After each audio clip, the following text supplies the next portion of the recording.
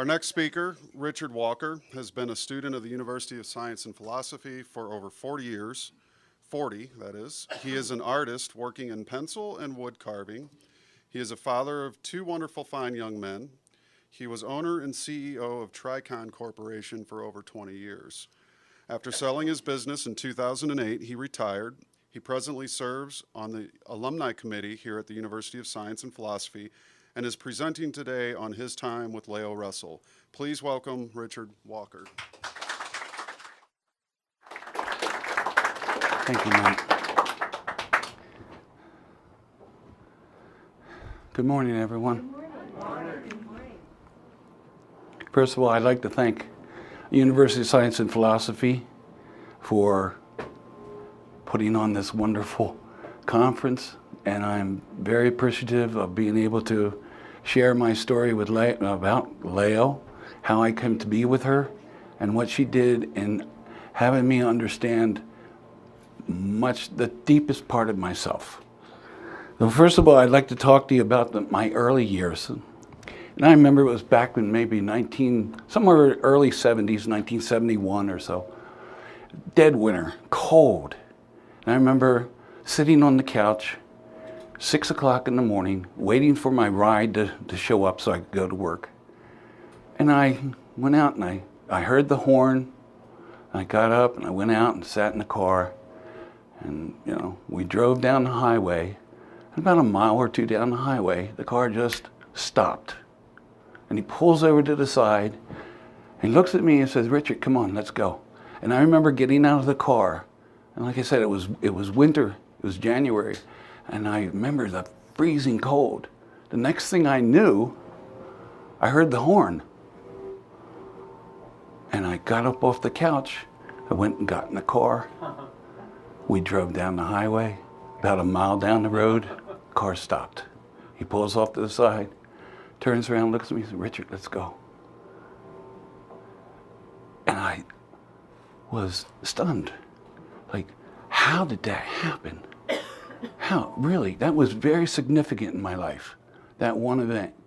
I didn't have to get out of the car because he turned to me and said, "It's okay. You sit there. I'll go and get some help." Actually, we had just run out of gas. The whole thing was amazing to me. I started reflecting back in my early life. I'm sure you've had moments of deja vu when you go, "Hey, I know what you're going to say before you say it." Or I see something that is like, I've lived that before. Those are very significant things to me. I've had many times when, like you're in a store, you turn the corner and there's someone walking towards you and you lock. They're 10, 15 feet away from you and you start doing this dance. And you go, and then usually I just say, "Thank you very much for the dance," as you pass, because you unlock and you go on. There's something happening, there's something invisible that is here. It's more real than what we look at, So these are the things that really got me thinking that there's something way beyond just our normal physical senses. It's not limited, it doesn't stop here. It extends way out. A couple years later, for the first time in my life, I took a psychotropic drug because I was young. I was only 22. And of course, that was a drug culture back then. And believe me, I do not recommend that in any way, shape, or form to go that direction. It's a wild horse, and it's like a bucking bronco. You can ride it. You can't get off, but you have to ride it through. So anyway, the first time I indulged in that, I was at a Halloween party out in the country somewhere, about 200 people. And this thing kicked in, and I got to the point where I just sat in the corner and looked at everybody. Everybody's made up in these costumes and masks, and throwing stuff and drinking. I'm going, okay, what the hell is this? Where am I? Who am I? How is this here? Powerful experience to go through. Well, that just accelerated. Many, many experiences after that. I remember walking on the campus of the University of Delaware, and this squirrel just ran up the tree, came out on the branch, 2 feet away from me, and we just talked. It was like, what? Incidents like this, sitting on the bench at the University of Delaware, early in the morning, me and this one other guy, and we're just chatting, and I felt someone starting to come up from behind us. And I just turned around, and it wasn't, I didn't do it out of hate or anything like that. I just thought, we don't want to be bothered. We don't want to be disturbed. He stopped dead in his tracks, bowed his head, turned around, and walked away. And I went, oh no, what was that? So many questions. How could this be? What am I going through? I couldn't talk to anybody about this. Of course, I did with my friends and whatnot, but I actually heard some people saying, stay away from Richard. He's fallen off the deep end. Honestly. And I was obviously kind of concerned about that. But something inside me said, it's okay. And I remember it wasn't long after that. I woke up 4 o'clock in the morning, and I grabbed a piece of pencil and paper, and I just started writing, and I'd never done that before. And what happened was I saw myself coming over the front lawn of Swannanoa. I saw myself come in over the palace, banked to the right, around to the sculptured gardens, the tiers of the gardens, back around, circled around the palace, ended up at the front door. Of course, it was open. And I went through, and I saw objects around the baronial hall. And then when my vision came around, stopped, there was Lao. And she was just in pure white light. And we communicated. It wasn't in words. It was more just intuitiveness. Kind of like a feeling of love. I didn't know the Russells. I didn't have any idea what they taught. I knew nothing about them. This vision stayed with me for weeks. It haunted me. Finally, I was sitting at a bar having a beer, and I was trying to explain this to some people, and they said, I said, I feel like I need to go. I need to go there. Here I am, a senior in college. Okay, I was in my last semester. It was January, last semester. And I called somebody I knew who knew her. I said, call her and tell her I'm coming. That was all. I dropped out. And a week later, I'm here at Swannanoa. As soon as I walk in the door, I see all these figures around me. Everything, the bust, the Mark Twain Memorial, the sculpture. And I said, everything is where I saw it.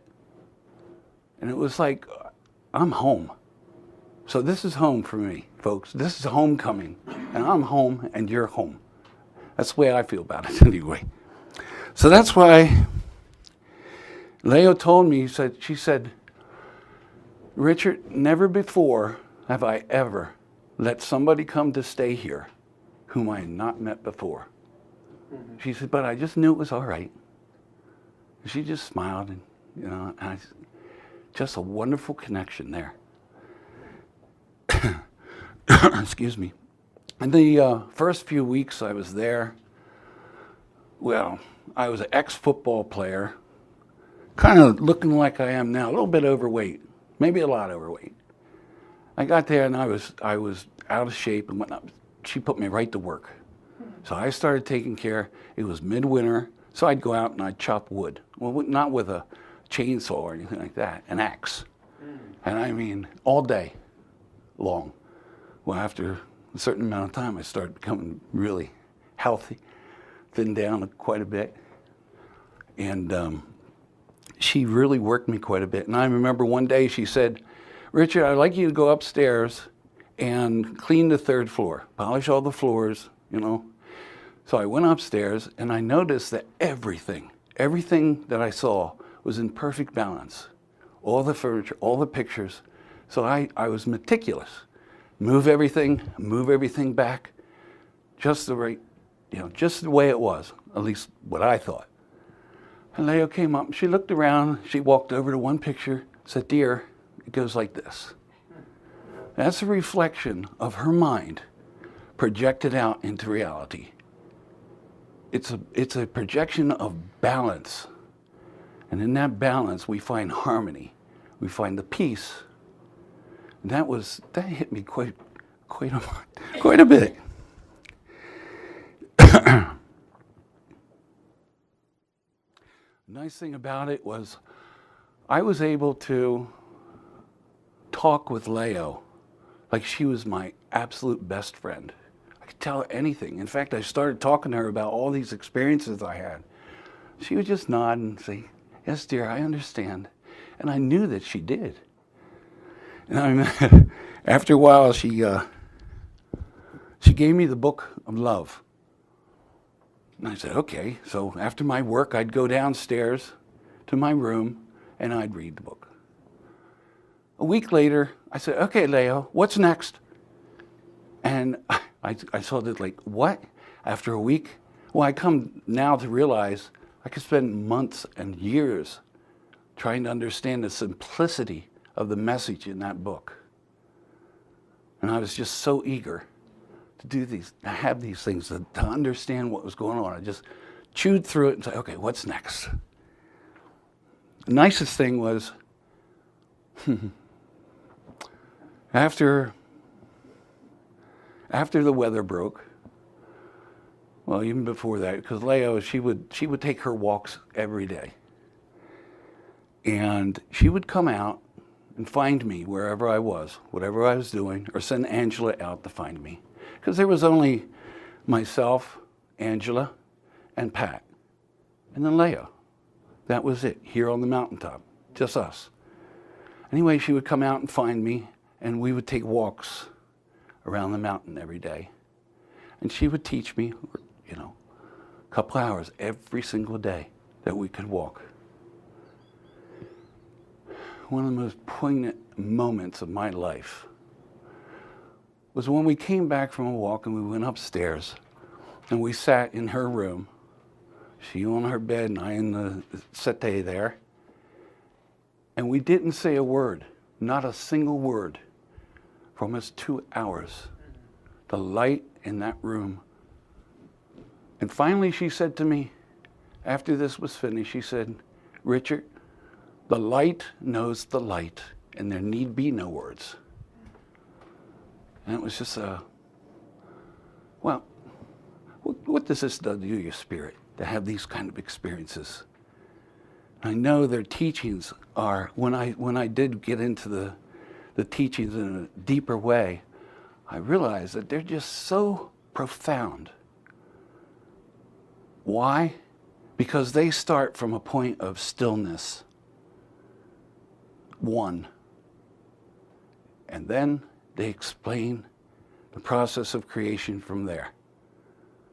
Not like science today, who looks from the outside in to try and discover what's the cause of all this. They knew the cause and then explained the effects. And that was a big difference, and this is where science must go. It has no alternative but to do that.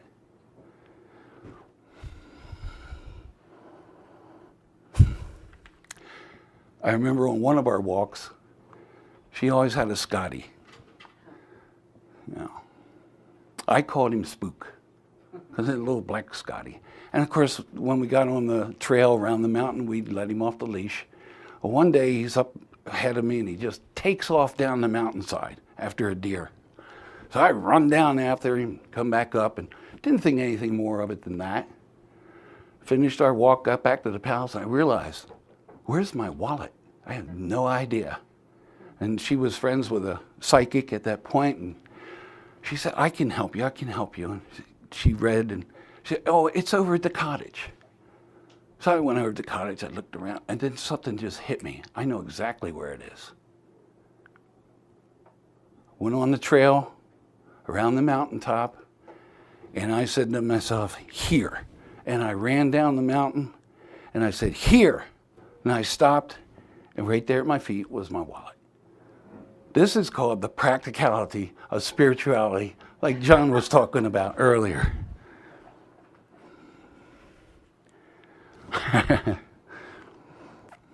Leo, I was 23 at that point. Leo was a matchmaker. She loved to see people get together. And she knew that I yearned, in the sense, we were up pretty isolated. We were totally isolated up here. And she knew I was a young man and my raging hormones, and I'm going, what do I do? You know, work, just work. But she said, Richard, don't go by how a person makes you feel. Go by how a person makes you think. Because the feelings come from here. And this is much deeper, on a whole different level. So don't go by how the person makes you feel, how they make you think.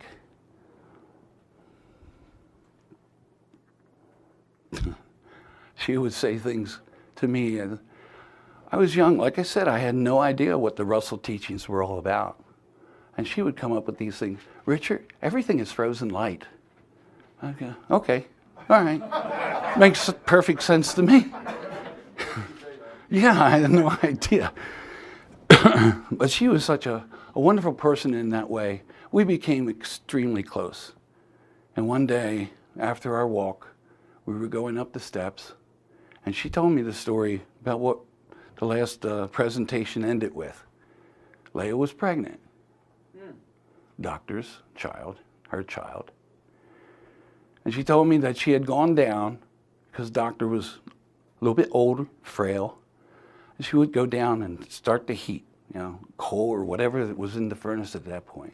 And she said, coming back up the stairs, she miscarried. And she looked at me, she said, you're my son. You're the one that I've been waiting for. You were supposed to come through to doctor and I.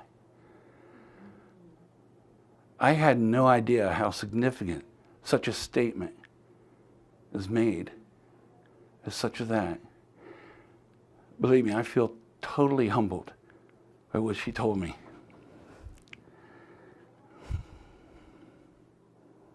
The teachings.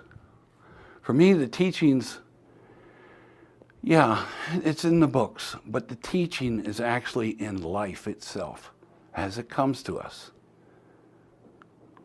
Each and every day, every moment. I remember saying, Richard, and again, this has been alluded to earlier today, you do not want a severe or a magnificent, giant illumination. Because every moment that we're here, every moment that we exist on this plane, every experience that we have is a mini illumination. So we gradually go into the light. We gradually develop ourselves. Because if you have a full illumination like Doctor did, he had so much trouble coming back after 39 days and nights. It took him months to reintegrate into his body and continue on, because he wanted to go on. He wanted to leave. But he had the message. He was told, not your time, pal, And so he fought quite hard to come back and give the message out to us.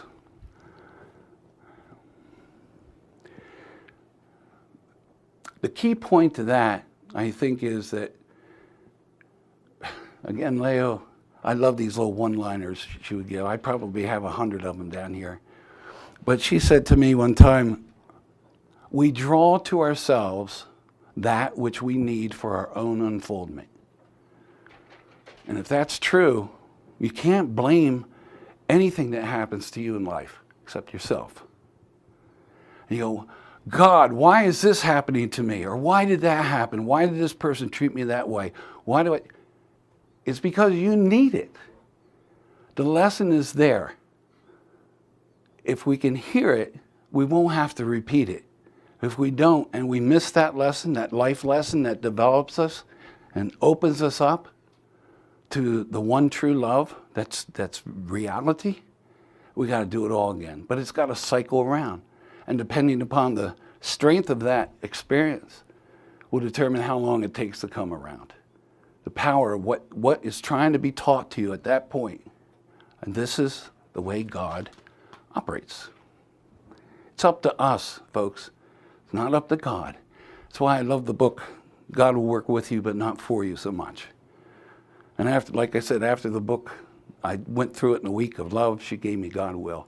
I spent quite a bit of time on that one.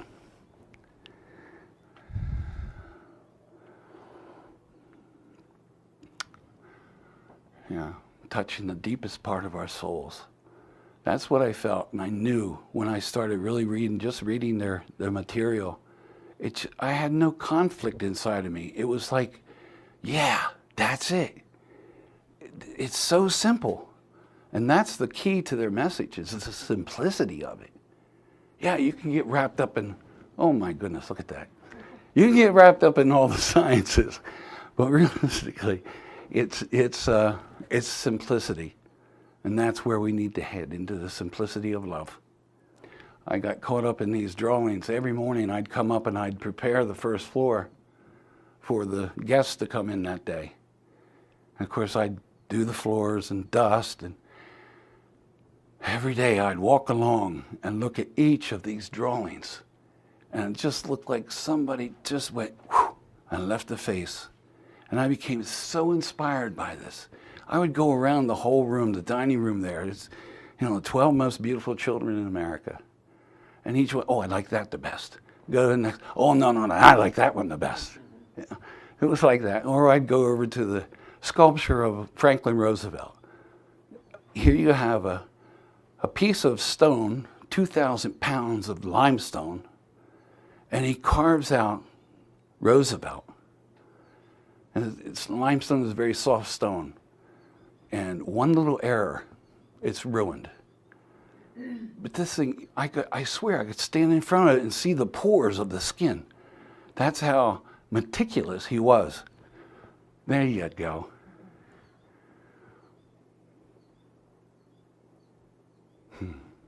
Remember the saying, the eyes are the windows to the soul? He captured that, as far as I'm concerned. And whether it's his drawings or his sculptures, he captured it. And you look into the eyes and it's like you're just looking back. It's a mirror. It's a beautiful thing. So every day I would go around and look at these. Finally I got to the point and I said, I feel like I can draw. I mean, I dabbled in drawing when I was a kid. But I looked at those and I said, I can do that. So after a long day out in taking care of the whole lawn, the palace, the front lawn, cutting all the grass, planting the flowers, coming up with new things. I did all that by myself. And people would, believe me, Leo didn't like pesticides or anything like that. So the walkways, if you've been up to the palace and the gardens, you know they're all brick.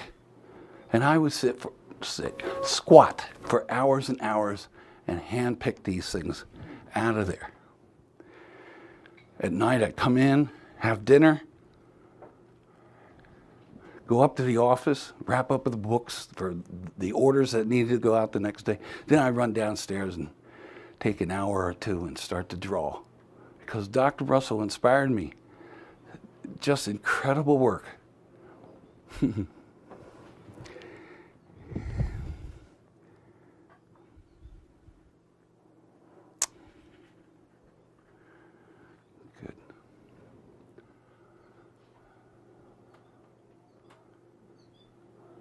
I think one of the things that I cherish the most, John, you told the story, but I'm going to tell it a little bit different. Doctor's studio was off when you go up the steps, and it was off to the left, and I would go in his studio and look around all the time. And a lot of his unfinished works were in there. And I saw a piece of clay under the plastic, and well, that's George Washington.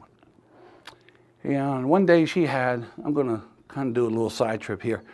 One day she had someone come in to repair the plaster of the Mark Twain Memorial. You saw it in the picture just a few minutes ago. about that size, you know, much bigger than the little scale. Anyway, she brought in someone to repair it because it had been broken in transport. And when he left, I looked at Leo looked at me, and she said, I said, Leo, I could do better than that. So she looked at the bus and she said, I want to present this at the bicentennial. You finish it? I said, sure. So that's what I did. I took, and I just kept looking at what he was doing, and I finished off the whole right shoulder, signed his name in it. You know, I was kind of proud of myself. The man came in to do the cast of it, and we're chatting, and he's looking at this. He says, nah, something's wrong here. See that, the right shoulder? It's too good. You have to mess it up some, like this. I was horrified. I said, well, that's my work. No, that's doctor's work. You just finished it for him. So it was cast and presented at the bicentennial. That was one of my, I like that. I like that a lot. In the universe, it's, as we look out, we know it's the invisible side of the universe that guides and controls the visible side of the universe. Take a look at, it's like a subject-object relationship. You have both, and it's a give and take between the two, but it's the spiritual, the invisible side that governs the visible side. Think about it. What do we value the most? Love, trust, honesty, loyalty, fidelity. All of these things are invisible qualities of life. Nothing to do with quantities. They're invisible. Therefore, you can't ever take it from somebody. The only thing that can ever be done is that you give it to somebody. Hence the law. You first must give in order to receive. You give trust. You give love. You give your honor. And these are the things that we hold most precious in our life. Things that we can't hold on to or obtain or put away, you know, like collecting gold. Doesn't work that way.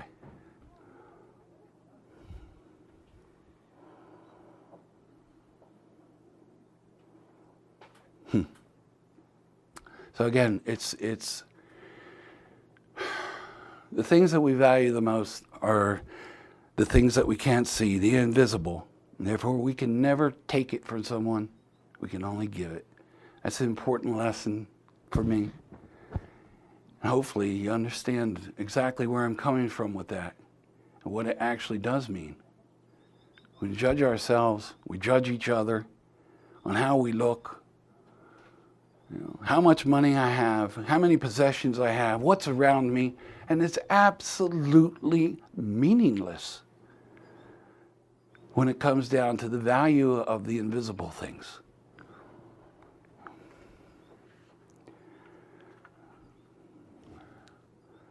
So in a religious point of view, how is the kingdom of heaven to come about? Well, remember, you have the subject-to-object, the invisible-visible relationship. So when we're born, and we're there in the crib, do you have control over your body? No, mama or daddy has to come change those diapers every couple hours.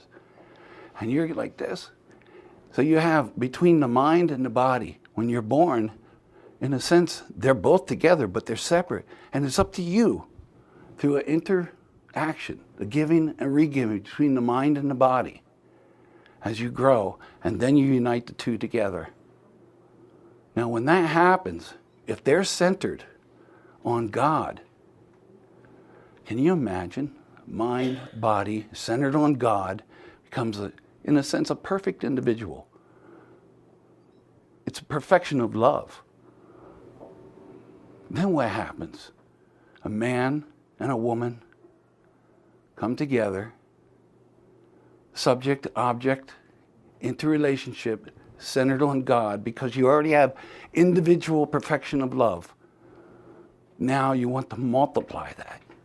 So you have this, and you stand, the man and the woman stand in the position of God to help bring a new child into the world, and you teach the child to keep centered on God. That's how we create a God-centered family. So it goes from the individual to the family, to the community, to the neighborhood, out to the world. It comes from the singular outward. We can't expect government or any big entity like that to try to create something of the kingdom of heaven on earth for us, because it never, ever will work. We're looking at it, again, from the wrong way. Thank you. I had no idea I'd been talking that long.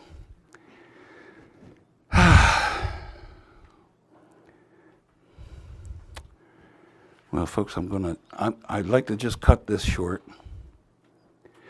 But just one last point I would like to make.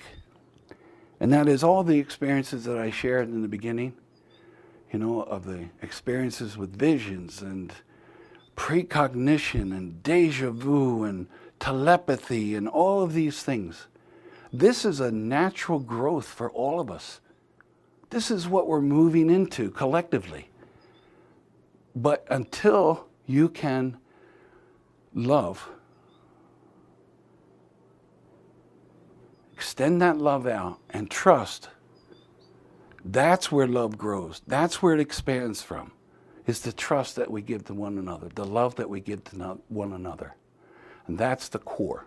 That's the basis of the kingdom, foundation for the kingdom on earth. I think I'll try and end it there. Any questions? Yes? Yes, Don.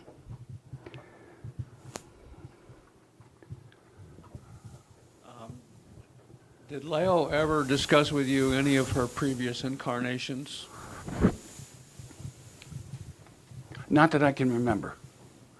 Not that I can remember. Because I was young and naive, and, I was just, so many things she told me, just, okay. I didn't understand that what she was doing was just planting seeds.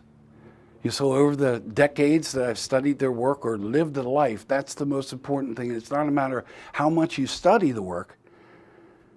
It's really how much you take it into your heart and then express that work. This has been told or said to you many times today. You have to manifest what you know inside. Otherwise, it's absolutely meaningless.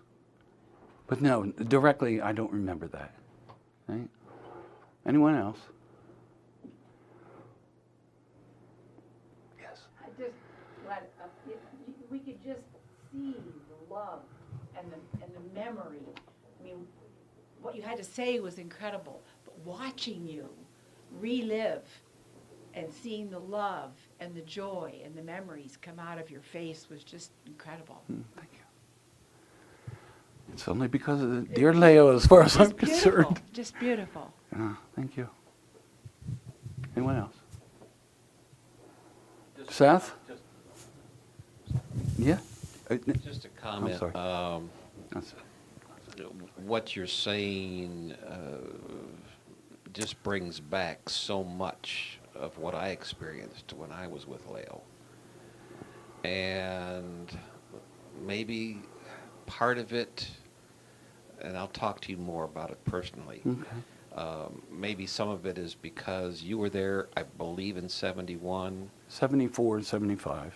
Okay, well, I was there in 71. Yeah. Or 72, I'm sorry. Right. So we were very close. Yeah. And maybe that's the similarity that but I want to talk to you about some other similarities personally. We can do that. Anyone else? That's it? Well, thank you very much for the opportunity to speak here today, because actually I've shared bits and pieces of this over my life with people, but I've never in a way able to, after 4 decades, I've never shared this experience with anyone, and I am so happy to have you guys so receptive, and just know that we're all a spiritual family together. And in some ways, is even more important than the physical families. At least that's the way I feel. Thank you.